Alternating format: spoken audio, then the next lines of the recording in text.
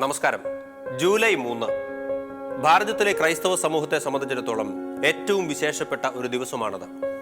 ഭാരതത്തിൽ ക്രിസ്തീയ വിശ്വാസത്തിന് വിത്തുപാകിയ ഭാരതത്തിന്റെ അപ്പസ്തോലനായ വിശുദ്ധ തോമസ് ലീഹായുടെ ഓർമ്മ തിരുനാൾ ദുഃഖ്റാന. ഒരു കുന്തമുനയാൽ കർത്താവിന്റെ തിരുവിലാവിൽ ഉണ്ടായ മുറിവിലൂടെ അവൻ ലോകത്തോട് പ്രകടിപ്പിച്ച സ്നേഹത്തിന്റെ ആഴം അളന്ന തോമസ് ലീഹ ആ സ്നേഹത്തെക്കുറിച്ച് പ്രഘോഷിക്കാൻ മറ്റൊരു കുന്തമുനയാൽ രക്തസാക്ഷിത്വം ഭരിക്കുന്നതുവരെ ഓടി നടന്നതിന്റെ വീരോചിതമായ ഓർമ്മ കൂടിയാണ് ദുഃഖ്റാന തിരുനാൾ. ഭാരതമണ്ണിന്റെ ആത്മീയ പിതാവായ വിശുദ്ധ തോമസ് ലീഹായുടെ വീരോചിതമായ സ്മരണ പുതുക്കുന്ന ഈ പ്രോഗ്രാമിലേക്ക് എല്ലാ പ്രേക്ഷകർക്കും സ്വാഗതം.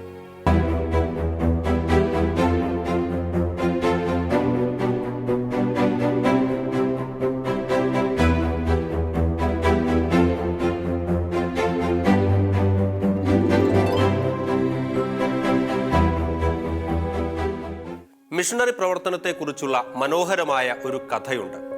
അതിൽ വടക്കേ ഇന്ത്യയിലെ ചേരിയിൽ താമസിച്ചുകൊണ്ട് മിഷണറി പ്രവർത്തനം നടത്തിക്കൊണ്ടിരുന്ന ഒരു മിഷണറിയോട് ക്രൂശിതനായ മിശിഹായുടെ ചിത്രം കണ്ടിട്ട് ചേരിയിലെ ഒരു ബാലിക ചോദിച്ചു, നിങ്ങളുടെ ദൈവത്തിനെന്താണ് ഇത്രയേറെ മുറിവുകൾ? ആ കുഞ്ഞിന്റെ ദൈന്യത നിറഞ്ഞ കണ്ണുകളിലേക്ക് നോക്കിക്കൊണ്ട് ആ മിഷണറി പറഞ്ഞ മറുപടി, അവൻ നമ്മെ എത്രത്തോളം സ്നേഹിക്കുന്നു എന്നതിൻ്റെ അടയാളമാണ് ഇത്രയേറെ മുറിവുകൾ എന്നാണ്. വിശുദ്ധ തോമസ് ലീഹായെ കുറിച്ച് ഓർക്കുമ്പോൾ ആദ്യം കടന്നു വരുന്നതും യേശുവിൻ്റെ തിരുമുറിവുകളാണ്. ആ തിരുമുറിവുകൾ തൊട്ടറിഞ്ഞതിലൂടെ ലഭിച്ച വിശ്വാസമാണ് കുരിശുമരണത്തോളം ഈ ലോകത്തെ സ്നേഹിച്ച ക്രിസ്തുവിനെ പങ്കുവയ്ക്കാൻ ഈ വിദൂര ദേശം തേടി യാത്ര തിരിക്കാൻ തോമസ് ലീഹായെ പ്രേരിപ്പിച്ചത്. സമാന്തര സുവിശേഷങ്ങളിൽ 12 ശ്ലീഹന്മാരുടെ പേരുകൾ പരാമർശിക്കുന്ന ഭാഗത്താണ് നാം വിശുദ്ധ തോമസ് ലീഹായെ ആദ്യം കണ്ടുമുട്ടുന്നത്.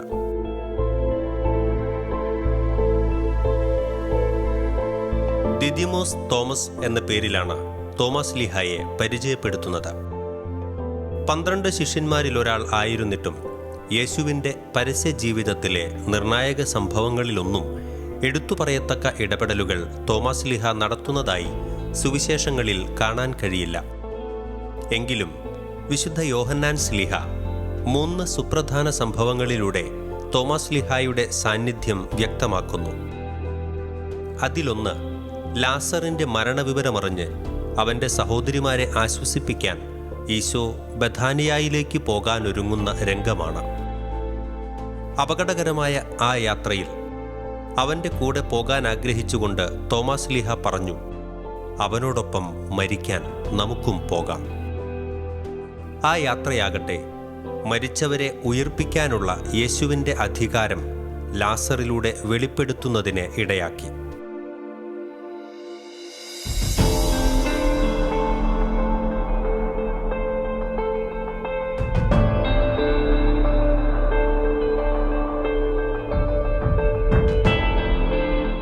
രണ്ടാമത്തെ സംഭവം, ഈശോയുടെ അന്ത്യഭാഷണത്തിൽ തൻ്റെ രക്ഷാകര പദ്ധതി വെളിപ്പെടുത്തുന്ന യാത്രയെക്കുറിച്ച് ഈശോ പറയുമ്പോൾ വളരെ നിഷ്കളങ്കമായി, കർത്താവേ, നീ എവിടെ പോകുന്നുവെന്ന് ഞങ്ങൾക്കറിഞ്ഞുകൂടാ, പിന്നെ വഴി ഞങ്ങൾ എങ്ങനെ അറിയും എന്ന് ചോദിക്കുന്ന തോമസ് ലീഹായെ ആണ്.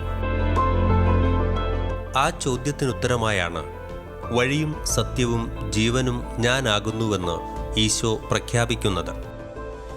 അവസാനമായി യോഹന്നാൻ ശ്ലീഹ കാണിച്ചു തരുന്നത്, ഉത്ഥാനത്തിനു ശേഷം ഈശോയെ നേരിട്ട് കാണുകയും അവൻ്റെ മുറിവുകളിൽ സ്പർശിക്കുകയും ചെയ്യാതെ അവൻ ഉയിർപ്പിക്കപ്പെട്ടു എന്ന് താൻ വിശ്വസിക്കുകയില്ലെന്ന് ശാഠ്യം പിടിക്കുന്ന തോമസ് ലീഹായെ ആണ്. അവിശ്വാസിയായ തോമ എന്ന് വിളിക്കപ്പെട്ടുവെങ്കിലും എൻ്റെ കർത്താവും എൻ്റെ ദൈവവും എന്ന് യേശുവിനെ ഏറ്റുപറഞ്ഞുകൊണ്ട് സഭയിലെ ഏറ്റവും വലിയ വിശ്വാസ പ്രഖ്യാപനം നടത്തിയവരിൽ ഒരാളായി തോമസ് ലീഹ മാറുന്നതോടെയാണ് ആ സുവിശേഷം പൂർണ്ണമാകുന്നത്. അങ്ങനെ തൻ്റെ ഗുരുവിൻ്റെ യാത്രകളിലെല്ലാം ശാന്തതയോടെയും ധീരതയോടെയും അവനെ അനുഗമിച്ച തോമസ് ലീഹ കർത്താവിൻ്റെ കൽപ്പന ഹൃദയത്തിൽ വഹിച്ചുകൊണ്ട് ഏറ്റവും വിദൂരവും അപരിചിതവുമായ ഭാരതത്തിൻ്റെ മണ്ണു തേടി യാത്രയായി. ആ തീക്ഷ്ണതയിൽ നിന്നാണ് ഇന്ന് കാണുന്ന ഏറ്റവും പുരാതനവും ക്രൈസ്തവ സമൂഹത്തിനാകെ അഭിമാനിക്കത്തക്കതുമായ ഭാരതസഭ പിറവികൊണ്ടത്.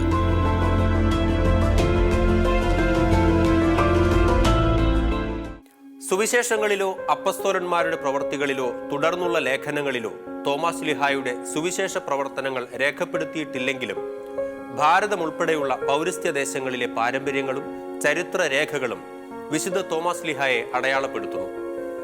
തോമാസ് ലീഹ സുവിശേഷത്തിന്റെ വിത്ത് വിതച്ച് 100 മേനി വിളവ് കൊയ്ത വയലാണ് നമ്മുടെ ഭാരതം. അങ്ങനെ 12 ശിഷ്യന്മാരിൽ നിന്ന് ഭാരതത്തിന്റെ അപ്പസ്തോലനായി തോമാസ് ലീഹായെ നമുക്ക് ലഭിച്ചു.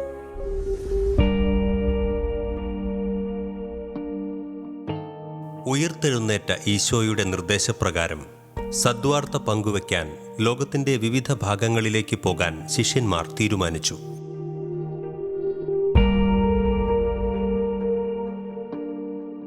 പരിശുദ്ധാത്മാവിൽ പ്രചോദിതരായ ശിഷ്യന്മാർ അങ്ങനെ വിവിധ ദേശങ്ങളിലേക്ക് നീങ്ങി. റോമൻ സാമ്രാജ്യത്തിന് പുറത്തേക്ക് പോകാൻ തീരുമാനിച്ച തോമാസ് ലീഹ 1-ാം നൂറ്റാണ്ടിലെ പ്രധാന വാണിജ്യ കേന്ദ്രങ്ങളിൽ ഒന്നായ ഇന്ത്യയുടെ കിഴക്കൻ തീരത്തേക്ക് പുറപ്പെട്ടു. AD 52 അന്നത്തെ തുറമുഖ പട്ടണമായ മുസിരിസിൽ, ഇന്നത്തെ തൃശൂർ ജില്ലയിലെ കൊടുങ്ങല്ലൂരിൽ തോമാസ് ലീഹ എത്തിച്ചേർന്നു എന്നാണ് പാരമ്പര്യമായുള്ള വിശ്വാസം. ഇന്നത്തെ വടക്കൻ പറവൂരാണ് നൂറ്റാണ്ടുകൾക്ക് മുൻപ് കടലെടുത്തുപോയ മുസിരിസ് തുറമുഖം.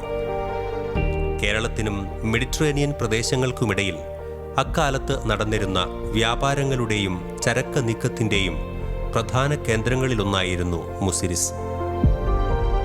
യഹൂദരായ വാണിഭക്കാർ ഈ തുറമുഖം വഴി കേരളത്തിൽ വരികയും ഇവിടെ അധിവസിക്കുകയും ചെയ്തിരുന്നു. അങ്ങനെ എത്തിച്ചേർന്ന യഹൂദരോടും അതുവഴി തദ്ദേശീയരോടും ക്രിസ്തുവിനെ പ്രഘോഷിക്കാം എന്നായിരിക്കണം തോമാസ് ലീഹ ആഗ്രഹിച്ചിരുന്നത്. എന്നാൽ ബാബേൽ മാൻഡേബ് എന്നറിയപ്പെട്ടിരുന്ന ഇന്നത്തെ ഏദനിൽ നിന്നോ ഈജിപ്ഷ്യൻ തുറമുഖമായ മയോസ് ഹോർമോസിൽ നിന്നോ മുസിരിസിലേക്ക് വന്ന ഏതെങ്കിലുമൊരു കപ്പലിൽ തോമാസ് ലീഹ കേരളത്തിലേക്ക് എത്തിച്ചേർന്നു എന്ന് അനുമാനിക്കാം. കേരളത്തിലേക്ക് തിരിക്കുന്നതിന് മുൻപ് തന്നെ തോമാസ് ലീഹ പേർഷ്യ, മേദിയ തുടങ്ങിയ രാജ്യങ്ങളിൽ സുവിശേഷ പ്രഘോഷണം നടത്തിയിരുന്നു.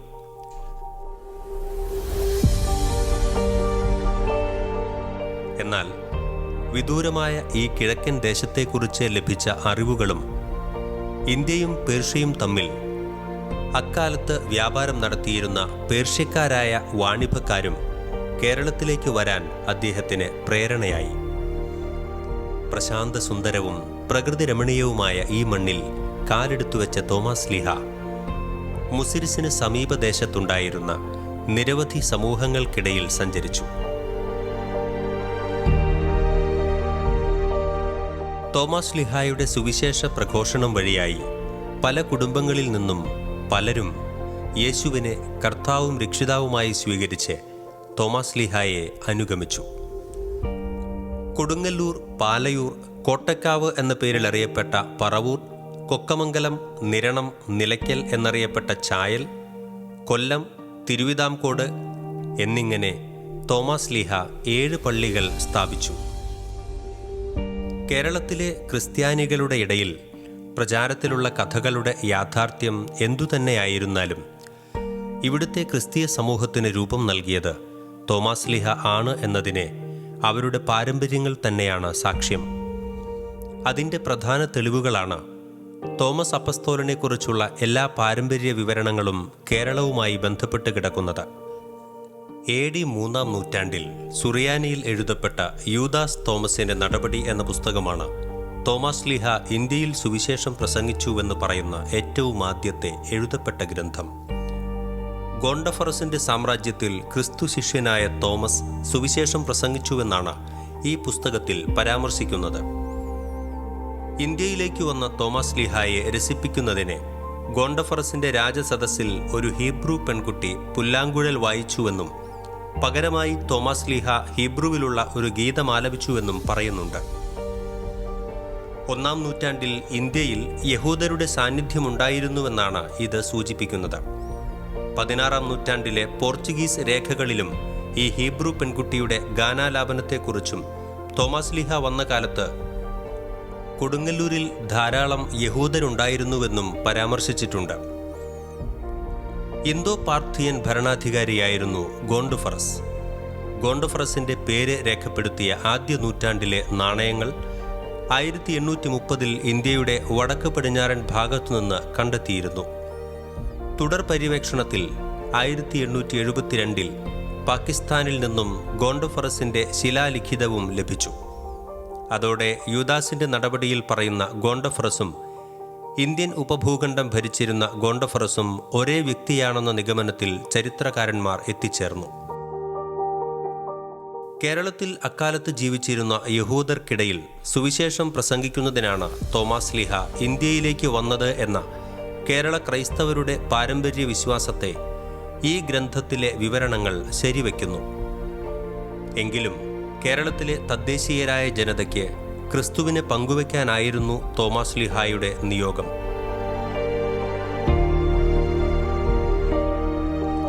ലോകത്തിലെ ഏറ്റവും പൗരാണികമായ ഒരു ക്രൈസ്തവ സമൂഹത്തിന് ജന്മം നൽകാനും അങ്ങനെ ഭാരതത്തിന്റെ അപ്പസ്തോലൻ എന്ന് വിളിക്കപ്പെടാനും തോമാസ് ലീഹായ്ക്ക് സാധിച്ചു. തെക്കേ ഇന്ത്യയിലെ സുദീർഘമായ 20 വർഷങ്ങളിലെ പ്രേഷിത വേലയുടെ അവസാനം തോമാസ് ലീഹ തമിഴ്നാടിന്റെ ഭാഗമായ പ്രദേശങ്ങളിലേക്ക് നീങ്ങി. അവിടെയും നിരവധി പേർ ക്രിസ്തുവിനെ സ്വീകരിച്ചു. എന്നാൽ ഇതിൽ അസൂയ പൂണ്ട മതവിരോധികൾ അദ്ദേഹത്തെ വകവരുത്താൻ തക്കം പാർത്തുകൊണ്ടിരുന്നു. അങ്ങനെ മൈലാപ്പൂരിൽ പ്രാർത്ഥിച്ചുകൊണ്ടിരിക്കെ തോമാസ് ലീഹായെ ശത്രുക്കൾ കുന്തം കൊണ്ട് കുത്തി. മാരകമായി മുറിവേറ്റ തോമാസ് ലീഹ അവിടെ രക്തസാക്ഷിത്വം വരിച്ചു. AD 72 ജൂലൈ 3 തോമാസ് ലീഹ രക്തസാക്ഷിത്വം വരിച്ചതെന്ന് പരമ്പരാഗതമായി വിശ്വസിക്കപ്പെടുന്നു. ക്രിസ്തുമതം സ്വീകരിച്ചവർ ഏറെയില്ലാതിരുന്ന അവിടെ വച്ച് മരണമടഞ്ഞിട്ടും ആ വിശുദ്ധനെ ഇതര മതസ്ഥർ യഥാവിധി സംസ്കരിച്ചു. മൈലാപ്പൂരിന് ചുറ്റുമുണ്ടായിരുന്ന സമൂഹം വിശുദ്ധന്റെ ശവകുടീരം സംരക്ഷിക്കുകയും പതിവായി അവിടെ വിളക്ക് കത്തിക്കുകയും ചെയ്തിരുന്നു. തോമാസ് ലീഹ കൊല്ലപ്പെട്ടതറിഞ്ഞെത്തിയ വിശ്വാസികൾ വിശുദ്ധന്റെ കബറിടം സംരക്ഷിക്കണമെന്ന് അന്നത്തെ രാജാക്കന്മാരോട് ആവശ്യപ്പെട്ടു. അങ്ങനെ AD 232 സിറിയൻ ഭാഷയിൽ മസ്ദായി എന്ന് രേഖപ്പെടുത്തിയ ഇന്ത്യക്കാരനായ രാജാവ് തോമാസ് ലീഹായുടെ ഭൗതികാവശിഷ്ടങ്ങളുടെ വലിയൊരു ഭാഗം മൈലാപ്പൂരിൽ നിന്ന് കണ്ടെടുത്ത് മെസപ്പൊട്ടേമിയയിലെ എദേസ എന്ന നഗരത്തിലേക്ക് അയച്ചു.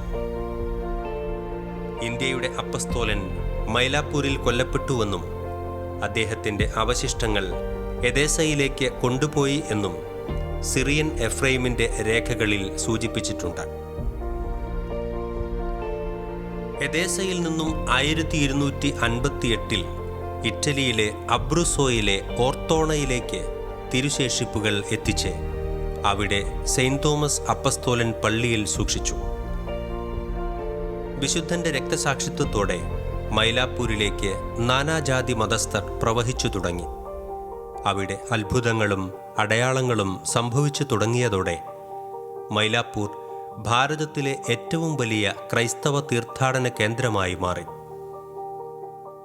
ഇതോടെ ശ്ലീഹായുടെ തിരുശേഷിപ്പുകളുടെ ചില ഭാഗങ്ങൾ എദേസയിൽ നിന്നും തിരിച്ചെത്തിച്ച് മൈലാപ്പൂരിലെ സാൻതോം ബസലിക്കയിൽ സൂക്ഷിച്ചു. മൈലാപ്പൂരിനൊപ്പം തോമാസ് ലീഹായുടെ പാദസ്പർശനമേറ്റ് മലയാറ്റൂരും അനുഗ്രഹീതമായി. ചോളനാട്ടിൽ നിന്ന് മലമ്പ്രദേശത്തുകൂടെ കേരളത്തിലേക്ക് തിരിച്ച വേളയിൽ പ്രാർത്ഥനയ്ക്കും വിശ്രമത്തിനുമായി തോമാസ് ലീഹ മലയാറ്റൂർ മലയിൽ തങ്ങിയെന്നാണ് വിശ്വാസം. വലിയ നോമ്പ് കാലത്തും തുടർന്ന് പുതുഞായറാഴ്ചയും ഈ പുണ്യഭൂമിയിലേക്ക് ഭക്തജനങ്ങൾ പ്രവഹിക്കുന്നു.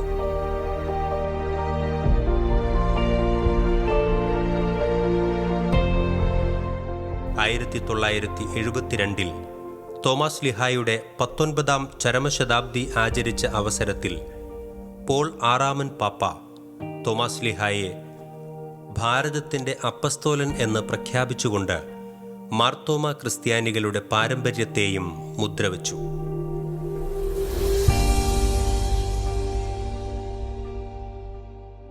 20 സംവത്സരങ്ങൾ നീണ്ട ആ പ്രേഷിത യാത്രക്കിടയിൽ ഭാരതത്തിൽ വിശിഷ്യ ദക്ഷിണേന്ത്യയിലെമ്പാടും സഞ്ചരിക്കാനും ക്രിസ്തുവിനെ പ്രഘോഷിക്കാനും തോമസ് സ്ലീഹായ്ക്ക് കഴിഞ്ഞു. ഏറ്റവും പുരാതനമായ വിശ്വാസത്തിൽ അടിയുറച്ചതുമായ ഒരു ക്രിസ്തീയ സമൂഹത്തെയാണ് തോമസ് സ്ലീഹ ഇവിടെ പടുത്തുയർത്തിയത്. മാർത്തോമ ക്രിസ്ത്യാനികളുടെ പാരമ്പര്യ ശീലങ്ങളും കലകളും സംസ്കാരവുമെല്ലാം തോമസ് സ്ലീഹായുടെ പ്രേഷിത പ്രവർത്തനത്തെ അടിവരയിട്ട് ഉറപ്പിക്കുന്ന തെളിവുകളാണ്.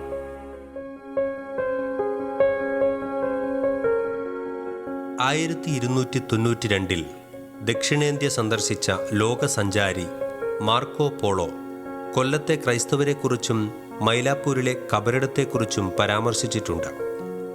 മൈലാപ്പൂരിലെ കബറിടത്തിൽ നിന്ന് മണ്ണെടുത്ത് വെള്ളത്തിൽ കുഴച്ച് രോഗസൗഖ്യത്തിനായി രോഗികളുടെ മേൽ പുരട്ടുന്നതിനെക്കുറിച്ചും അതിൽ സൂചിപ്പിക്കുന്നുണ്ട്.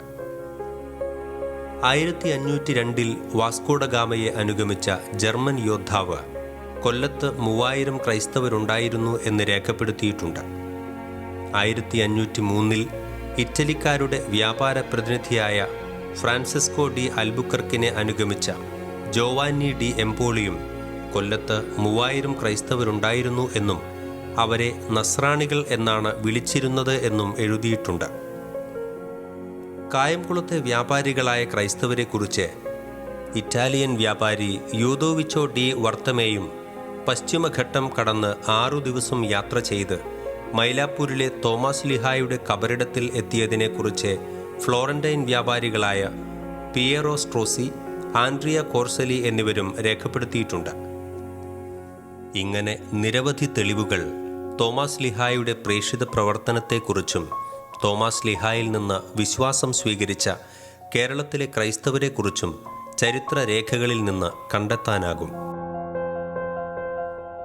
തോമായുടെ നടപടി എന്ന അപ്രമാണിക ഗ്രന്ഥത്തെ അധികരിച്ച് രചിക്കപ്പെട്ടതും ക്നാനായ സമുദായത്തിൻ്റെ തനതായ കലാരൂപവുമായ മാർഗം കളിയിൽ തോമസ് സ്ലീഹായുടെ പ്രേഷിത പ്രവർത്തനത്തെയും രക്തസാക്ഷിത്വത്തെയും കുറിച്ച് സമഗ്രമായി തന്നെ വിവരിക്കുന്നുണ്ട്. സുവിശേഷ പ്രഘോഷണാർത്ഥം സ്ലീഹ മലയാളക്കരയിൽ വന്നു ചേർന്നുവെന്നും അനേകം അത്ഭുതങ്ങൾ പ്രവർത്തിച്ച് അനേകരെ മാനസാന്തരപ്പെടുത്തി സത്യമാർഗത്തിലെത്തിച്ചുവെന്നും തുടർന്ന് അസൂയ പൂണ്ട എമ്പ്രാന്തിരിമാരാൽ ശൂലത്താൽ കുത്തിക്കൊലപ്പെടുത്തപ്പെട്ടുവെന്നും 14 പാദങ്ങളിലായി വിവരിക്കുന്നു. റംബാൻ പാട്ട്, മാർഗം കളിപ്പാട്ട്, വീരടിയാൻ പാട്ട് എന്നിവയും ഇപ്രകാരമുള്ള വിവരണങ്ങൾ നൽകുന്ന പുരാതന പാട്ടുകളാണ്. തോമസ് സ്ലീഹായാൽ സ്ഥാപിതമായ 7 പള്ളികളെക്കുറിച്ചുള്ള വിവരണങ്ങളും പാരമ്പര്യങ്ങളും ഈ പാട്ടുകളുടെ ആധികാരികത ഉറപ്പിക്കുന്നു. മാർത്തോമാ സ്ലീഹായുടെ ഇന്ത്യയിലെ പ്രേഷിത പ്രവർത്തനങ്ങളെക്കുറിച്ച് ലിഖിതമായ തെളിവുകളൊന്നും നമുക്കില്ല. എങ്കിലും മാർത്തോമാ സ്ലീഹായുടെ പാരമ്പര്യം പേറുന്ന ഭാരതസഭയും അതിൻ്റെ പാരമ്പര്യങ്ങളും പുരാതന പാട്ടുകളുമൊക്കെയാണ് നമുക്കുള്ള സാക്ഷ്യങ്ങൾ.